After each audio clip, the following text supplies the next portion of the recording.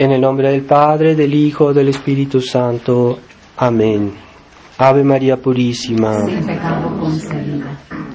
Estimados hermanos, estamos en domingo de la 60ª, que es un tiempo que precede Cuaresma, como antes se los había recordado, y ya es un tiempo de penitencia, aunque más ligera, pero que Dios quiere, la Santa Iglesia nos está tratando de animar a que hagamos un poquito de esfuerzos y si se puede un poquito mucho, ¿verdad?, de estos esfuerzos para ser mejores y convertirnos.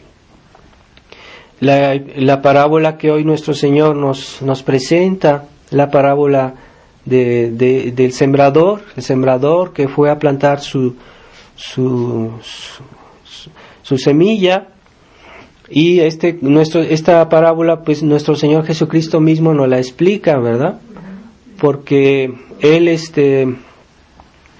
la expone, pero no la explica a toda esa multitud que está delante de nuestro Señor, pero sí la explica a los apóstoles después.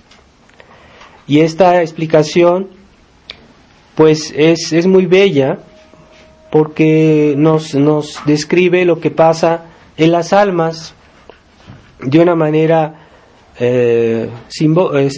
figurada, y que debemos reflexionar sobre eso que nuestro Señor dice, no quedarnos también nosotros en la superficie de la enseñanza de nuestro Señor, que justamente es lo que Él trata de que no hagamos. ¿Y cuál es esta semilla? Pues nuestro Señor nos dice, es la palabra de Dios, esa enseñanza que Jesucristo nos vino a traer, y que la Iglesia nos transmite, y que nosotros recibimos porque tenemos la fe. No tenemos acceso a la palabra de Dios si no creemos en su palabra, no creemos en Dios, no tenemos acceso a esa enseñanza. Entonces la fe, que es, como siempre les recuerdo, es la base de la vida cristiana, que nos permite conocer la enseñanza de Dios, y que por ahí mismo nos permite practicar todas las demás virtudes. Y nosotros somos esa tierra en la cual el sembrador arroja su semilla para que fructifique, pero las disposiciones de cada quien son diferentes. Algunos lo reciben de una manera, otros de otra manera, y nuestro Señor pues nos describe las diferentes maneras en que podemos recibir la palabra de Dios, y a nosotros de hacer el examen de conciencia y decir, ¿soy yo el que está así? O en cierta medida yo soy así, para ver si realmente estamos recibiendo bien la palabra de Dios. Y la palabra de Dios abarca todo, porque solo Dios puede tener esta capacidad, ¿verdad?, de en pocas palabras abarcar toda la realidad, y que no se le escape nada, que no haya algo en lo cual Él no haya pensado. Entonces, Él nos da 4 ejemplos. Uno es aquel que recibe fructuosamente la palabra de Dios, pero hay otros 3 primeros que en realidad nos explican cómo esa palabra de Dios puede ser neutralizada por los 3 enemigos del alma: el demonio, el mundo y la carne, ¿verdad? Que esos enemigos la Iglesia nos los propone. Nosotros cuando estudiamos nuestro catecismo se nos enseñó eso, ¿verdad? Entonces no se trata solo de saberlo, hay que aplicarlo en nuestra vida, y hay que hacer siempre la referencia a esas cosas, ¿no? ¿Dónde estamos y qué estamos haciendo? Si no, estamos perdiendo el tiempo. ¿De qué sirve saber eso si no lo aplicamos en nuestra vida? Y la primera, entonces este sembrador arrojó su semilla, y la primera parte de su semilla cayó en el camino. Y estos son aquellos que oyen la palabra de Dios, pero luego viene el diablo y la arranca de su corazón, la hace que la olviden. Esas son esas almas que no reflexionan, que no tienen el tiempo de reflexionar, que a veces oyen algo bueno, o que leen algo bueno, o que oyen un sermón que les enseña algo bueno, pero que son distraídos, ¿verdad? ¿Qué hay en el camino? Pues en el camino hay viento, hay la gente pasa por ahí. Entonces esa semilla es pisoteada, esa semilla vienen los pájaros y se la comen, ¿verdad? Que son el demonio. El demonio trata que no nos fijemos en aquello que acabamos de recibir, que lo olvidemos. De alguna manera nos puede distraer, nos puede hacer olvidar eso. El demonio tiene ese poder porque es un ángel y trata de hacernos olvidar aquellas buenas cosas, aquellas buenas reflexiones que hemos oído, pero él quiere que las olvidemos. Entonces, por eso la Iglesia siempre nos aconseja el recogimiento, la reflexión, la meditación, estar un poquito concentrados en nosotros mismos. Eso es el recogimiento, ¿verdad? Aquello que somos, no dispersarnos, ¿verdad? En esta vida, porque somos así los hombres, se nos olvidan las cosas, tenemos algo de fruto espiritual y lo perdemos así porque estamos distraídos, como alguien que trae un vaso con agua y corre y esta agua se sale y se tira por todos lados. Así somos los hombres, por nuestra naturaleza somos distraídos. Entonces el demonio nos va a hacer olvidar eso, nos va a hacer distraernos, nos va a hacer que no pensemos, que no reflexionemos en esa palabra que ha sido sembrada en nuestra alma, en esa enseñanza. Entonces por eso es bueno tratar de estar un poco. El recogimiento quiere decir que uno trata de no perder eso que uno tiene en su alma, que no trata de tirarlo, de desperdiciarlo, y uno trata de estar un poquito atento a sus pensamientos, atento a lo que tiene en su alma, ese poco de dones de Dios o de gracias que podemos recibir a momento dado en la oración, en la misa, que no dispersemos eso y que se vaya acumulando, que no se destruya, que no se pierda. Y el demonio sí quiere hacernos olvidarlo, ¿verdad? Entonces, estar atentos a eso, ¿verdad? La oración, el silencio, ¿verdad? Porque el silencio también la Iglesia siempre lo recomendó y es una de las condiciones esenciales de una vida religiosa, ¿verdad? Las personas que se consagran a Dios en las congregaciones, siempre una condición principal es el silencio. Si no, no hay silencio, no es posible la santificación, porque el silencio permite que estemos atentos a eso que fue sembrado en nuestra alma. Entonces, San Ignacio de Loyola decía, si hay una congregación que está relajada y que yo quisiera volverla a su antiguo fervor, lo primero sería imponerles el silencio, porque en el silencio uno no pierde esa semilla que ha sido plantada en nuestra alma, no se dispersa, estamos atentos a eso. Y hoy bien lo sabemos que nuestra sociedad moderna es una sociedad del ruido, de la dispersión, de la distracción, y no hay silencio en ningún lugar.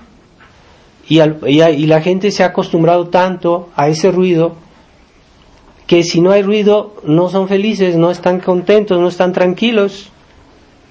Pero no, el silencio nos permite de ver qué es lo que Dios ha puesto en nuestra alma y hacerlo fructificar y sacar una conclusión, ¿verdad? Yo sé algo y yo trato de eso que yo sé compararlo con lo que hay en mi vida y de ahí sacar una conclusión, decir esto es lo que debo hacer o esto es lo que no debo hacer. Esa es la ventaja de las personas que reflexionan. Y hoy pues tantos males que hay en las familias, en la sociedad, porque la gente no reflexiona, porque la gente hace las cosas así nada más, como vengan. Entonces el demonio tiene quien lo ayude, ¿verdad? Para hacer, para que lo que Jesús ha sembrado en nuestras almas se pierda.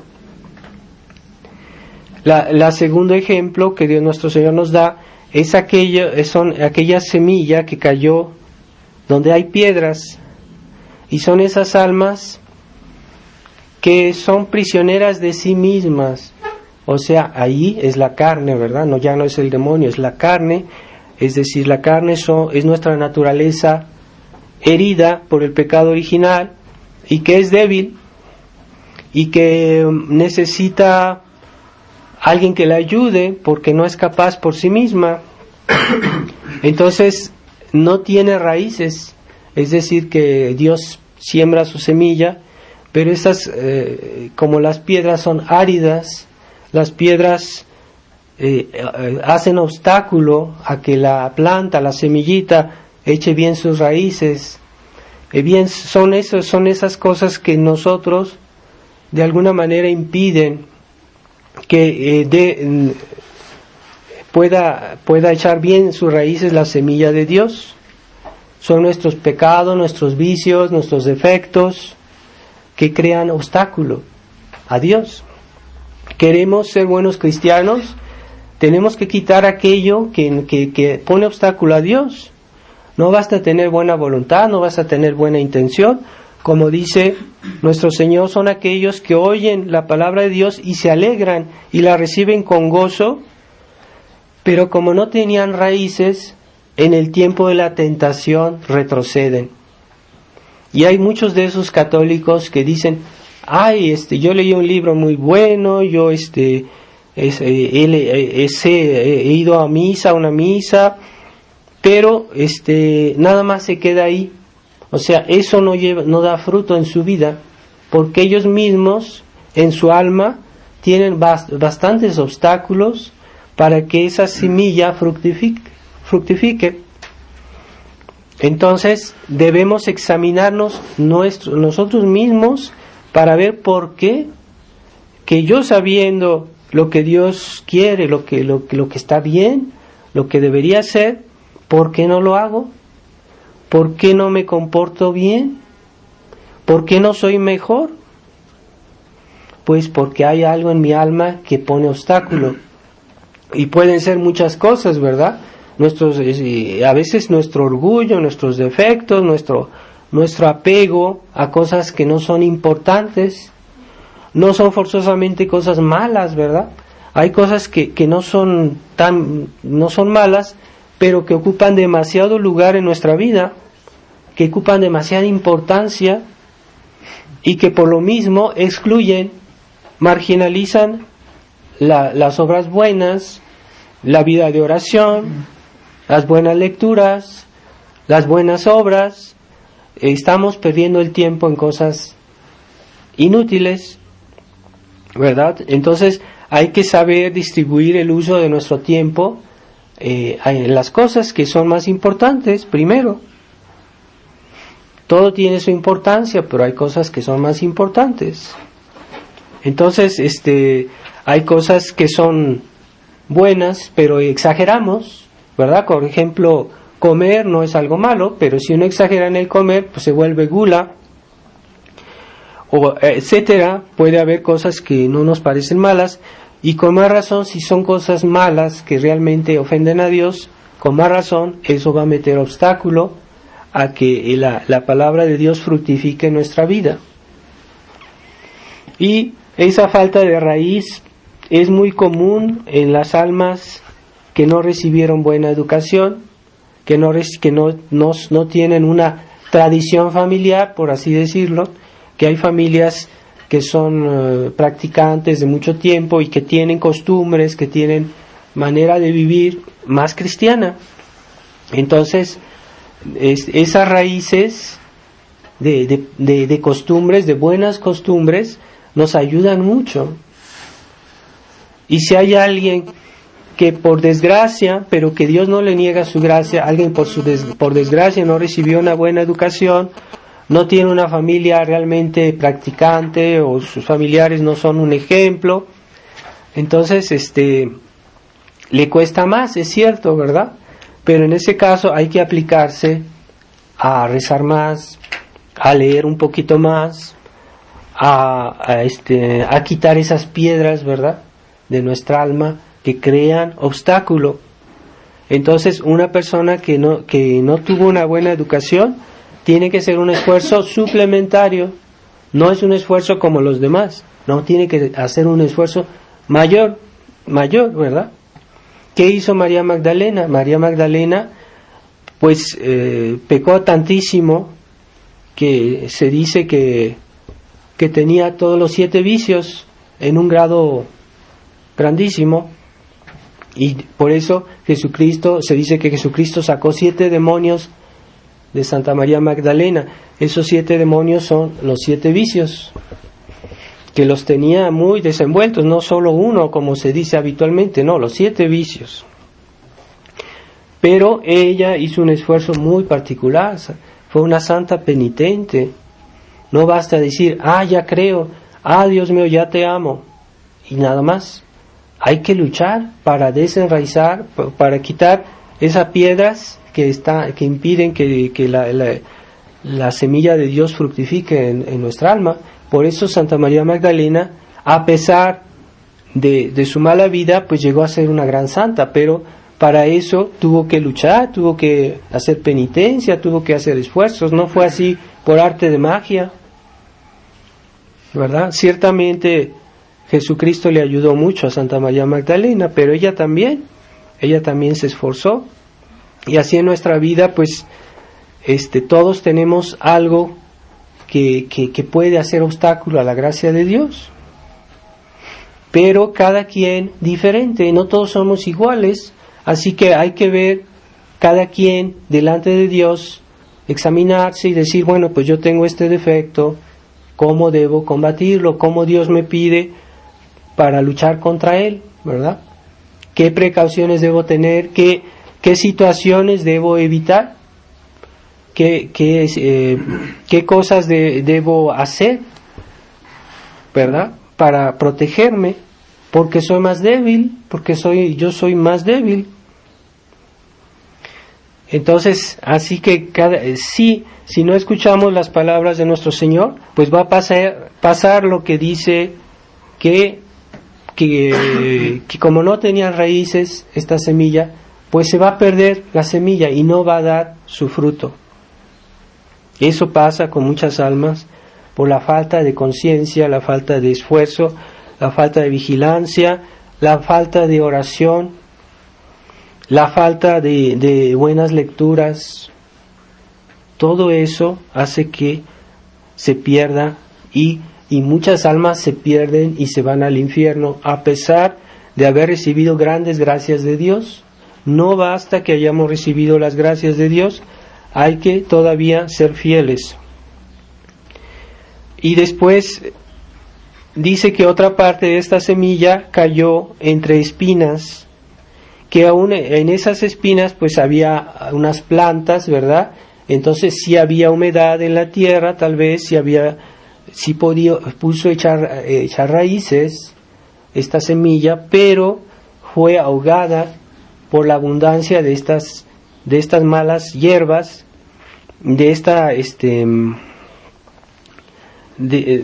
espinas, de estas plantas malas, ¿verdad?, que vienen a destruir esa plantita que comienza a nacer.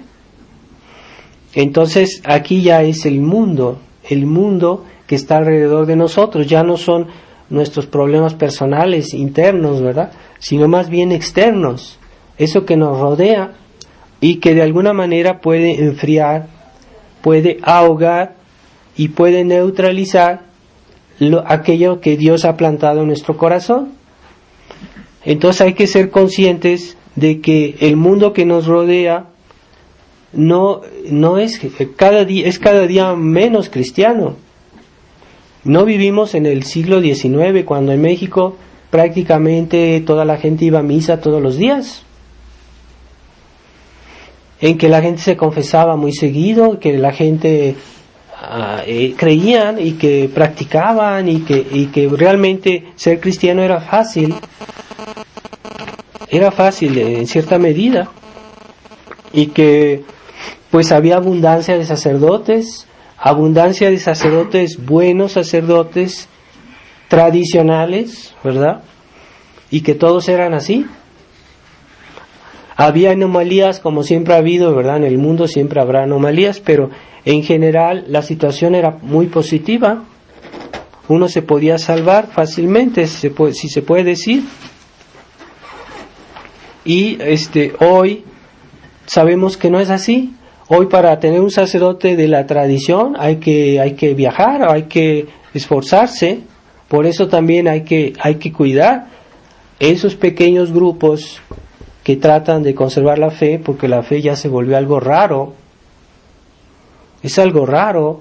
Es raro hallar un centro de misa en el cual realmente se sigue la fe 100%. Es raro. Entonces debemos recurrir a ciertos sacerdotes, porque hoy esa enfermedad del modernismo se ha extendido por todos lados, y donde se conserva la verdadera fe como Dios manda, son pocos los sacerdotes. Por eso hay que también cuidar a los sacerdotes, si se puede hablar así. Hay que cuidar la armonía en los lugares, en esos centros de misa, y evitar ese exceso de críticas o de espíritu negativo. El sacerdote está ahí para dirigir, no son los fieles que deben dirigir, aunque tampoco pueden estar mudos, ¿verdad? Pueden a veces hablar con el sacerdote, pero tener esa docilidad también es necesaria. Si no, lo poco que queda se destruye.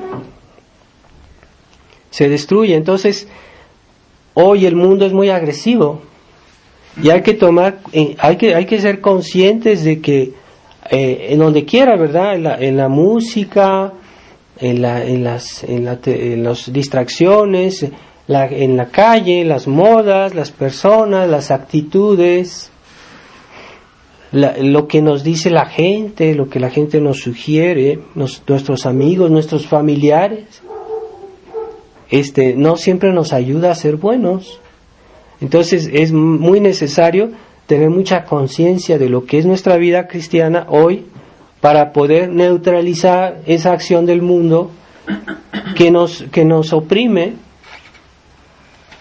Y si no consideramos que somos oprimidos por el mundo, quiere decir que ya el mundo nos ganó en cierta medida, porque estamos a gusto, estamos bien, estamos desenvueltos en este mundo. Entonces quiere decir que ya somos del mundo, y muy mala señal, ¿verdad? Una persona que está muy abierta en este mundo y que tiene muchas amistades y todo, cuidado, es señal de que ya está ganada en una cierta medida, depende, ¿verdad?, de cada quien, pero en una cierta medida está ganada al mundo. Entonces, ese mundo que va ahogando, que va haciendo morir a la semilla que Jesús puso en nuestra alma, y poco a poco esta semilla o esta plantita que empieza a nacer, la vida de la gracia, se ahoga, se neutraliza y puede morir.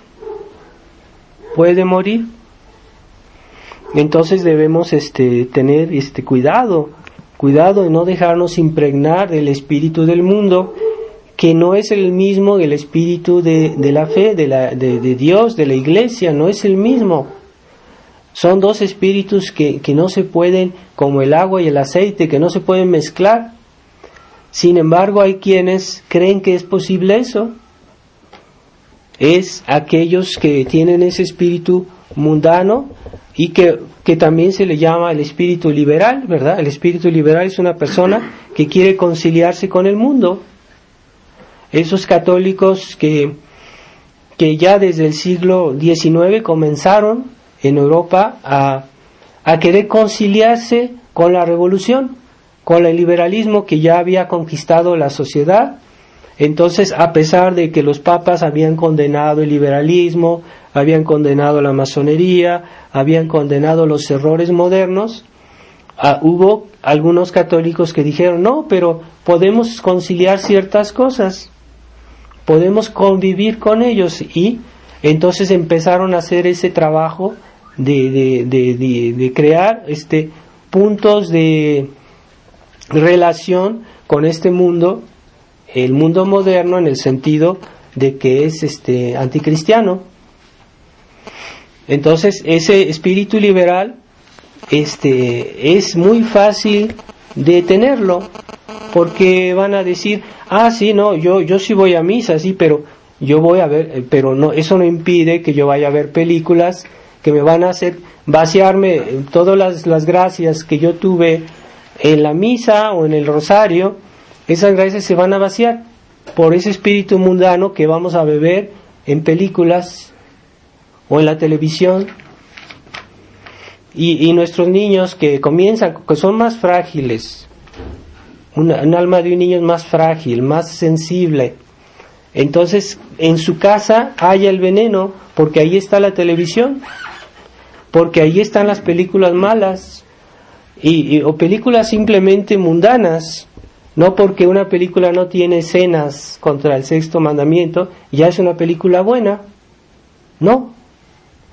Hay unas películas que están impregnadas desde el principio hasta el fin de espíritu de mundo, que no es cristiano. Una violencia excesiva, o no sé, todo ese hecho según la sabiduría del mundo, ninguna referencia a Dios. Y el Papa Pío XII decía, una película puede ser mala, aunque esté todo correcto, por el simple hecho de que nunca hacen una alusión a Dios, esa película es nociva. Lo dijo Pío XII. Puede ser nociva. Entonces, cuidado, o sea, esa apertura excesiva a las diversiones del mundo es peligrosa. Entonces, se necesita mucha prudencia y mucho discernimiento.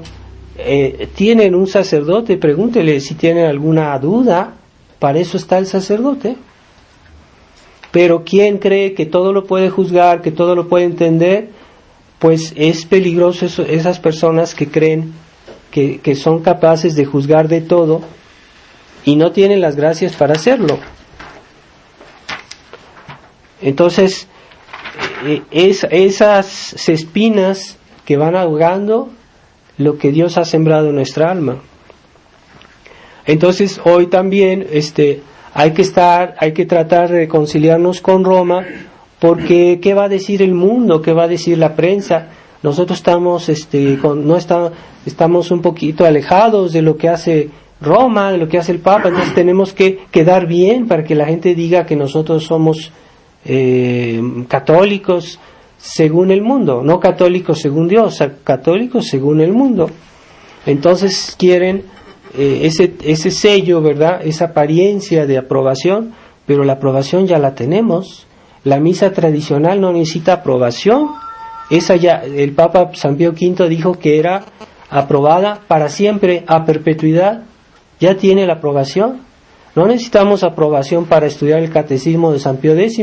Ya tiene la aprobación de San Pío X, que era Papa, y era un Papa santo, no era cualquier Papa modernista como hoy tenemos.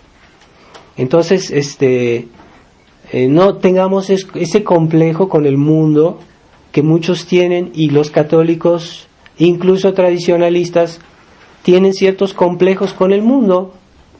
No quieren parecer demasiado anticuados, o tal vez fuera de moda, o tal vez ridículos a los ojos de la gente. No importa, hay que saber afirmarse y decir, bueno, no nos trata de ser realmente ridículos, pero hay que tener orgullo de lo que uno es, de lo que uno, si uno es católico, hay que tener orgullo de ser católico. Les da a uno vergüenza que sepan que uno dice el rosario, no sé.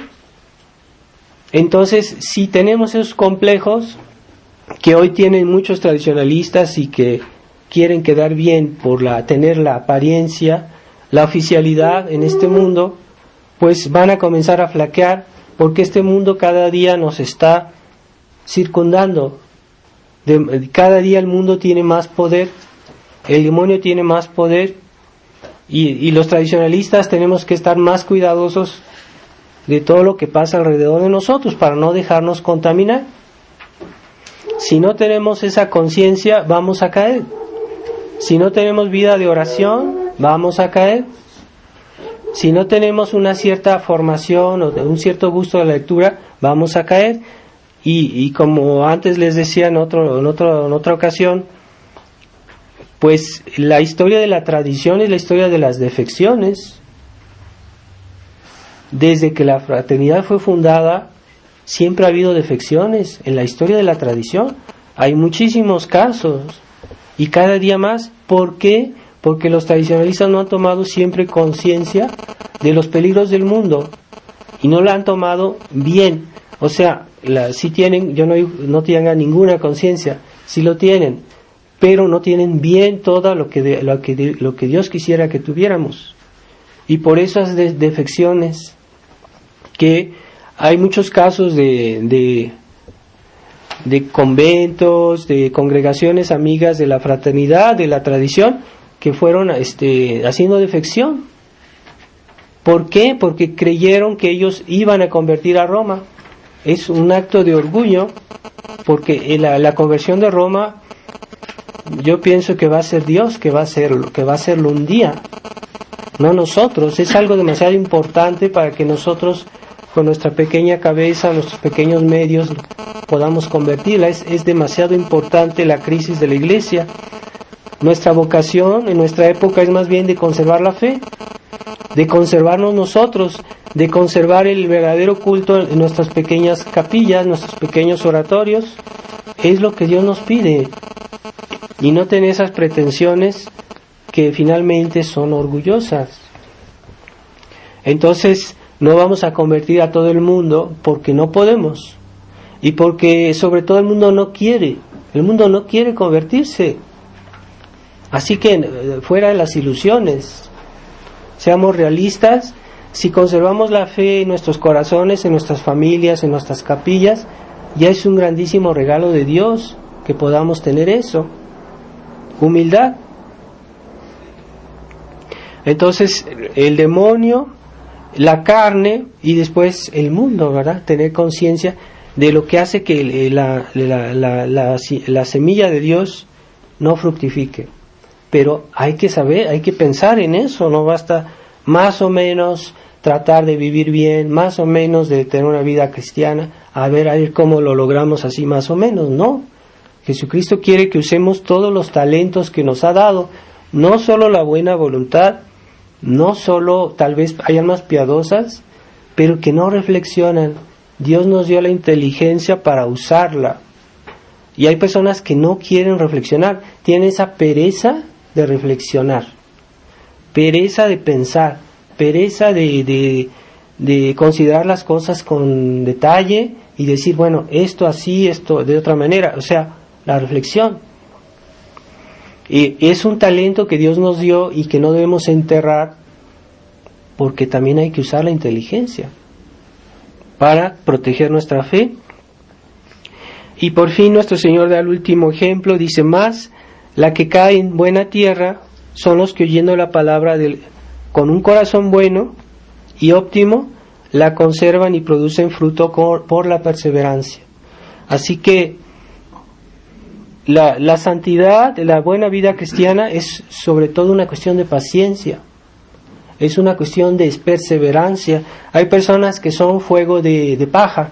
¿Qué pasa cuando ponemos fuego a la paja? Hace una gran llamarada y luego se apaga. Ese entusiasmo de muchas personas que a veces se convierten a la verdadera fe, y sinceramente y con gran generosidad, pero es fuego de paja porque no tiene profundidad. Entonces no seamos así nosotros. Si queremos fructificar realmente, tenemos que tener paciencia y perseverancia, porque la vida, quién sabe cuántos años Dios nos quiere dar todavía, tal vez poco tiempo, tal vez más tiempo, pues hay que perseverar. llevar la cruz de cada día y esas contrariedades de la vida o esos defectos que vemos en nuestro prójimo, siempre habrá, pero si comenzamos a perder la cabeza porque esto no nos gusta, porque esto no está bien, aunque sea verdad, vamos a perder el fruto de esta semilla. Entonces, dice nuestro Señor que lo han recibido con un corazón bueno y óptimo, un corazón bueno y perfecto, es decir, con buenas intenciones, con buenos deseos, pero no basta. Hay que añadir la perseverancia, la paciencia y yo diría la humildad, porque aquellos que creen comprender todo y juzgar todo, generalmente se equivocan y terminan mal. Entonces, a veces el silencio de esperar o de saber decir, bueno, ahorita no puedo resolver este problema, voy a esperar. Esa es humildad, porque no todos tenemos la solución en la mano. A veces la solución nos la dará Dios dentro de 10 años o tal vez más. Dios sabe cuándo quiera dar su solución. Entonces, con paciencia, perseverancia obtendremos el fruto, ese fruto que será para la eternidad. Entonces, así como si consideramos, pensemos bien cuando decimos el rosario, hay los 15 misterios del rosario que la Iglesia nos propone para que consideremos la vida de la Santísima Virgen y de nuestro Señor. No es solo esa de decirlos, enunciarlos así nada más. No, eso los decimos para reflexionar un poquito sobre esas realidades y hacer la comparación con nuestra vida. ¿Cómo fue el fruto que dio nuestro Señor cuando vino a la tierra? Pues no fue así de golpe. Primero hubo la Inmaculada Concepción, después vino la Anunciación, después vino el nacimiento de nuestro Señor, pasaron 30 años de vida escondida de nuestro Señor. Todo eso fue fructificando lentamente hasta que nuestro Señor dio su vida por nosotros, resucitó y hasta regresó al cielo, ¿verdad? Entonces, y la Santísima Virgen siempre cerca de nuestro Señor, sin flaquear, sin dudar. Y así el fruto que dio la obra de la redención y de la encarnación y de la redención, pues se hizo poco a poco. Pero hay almas, todas esas almas fieles que estaban alrededor de nuestro Señor, la Santísima Virgen, los apóstoles, bueno, pues perseveraron, pero nuestro Señor no hizo todo así de golpe, ¿no? Y ese es el hombre moderno, quiere todo enseguida, así como automático, ¿no? Enseguida, no se puede. Es como una flor que poco a poco se abre y poco a poco se desenvuelve. No se hace así de golpe. Y nosotros somos hombres modernos que tenemos prisa, que queremos todo automático, que queremos todo rápido. No, el reino de Dios no es así. Hay que saber tener paciencia, constancia, perseverancia y humildad. Y así un día veremos que esa semilla que Jesús plantó en nuestro corazón va a dar fruto y fruto abundante, 100 por 1. Ave María Purísima, sin pecado concebida.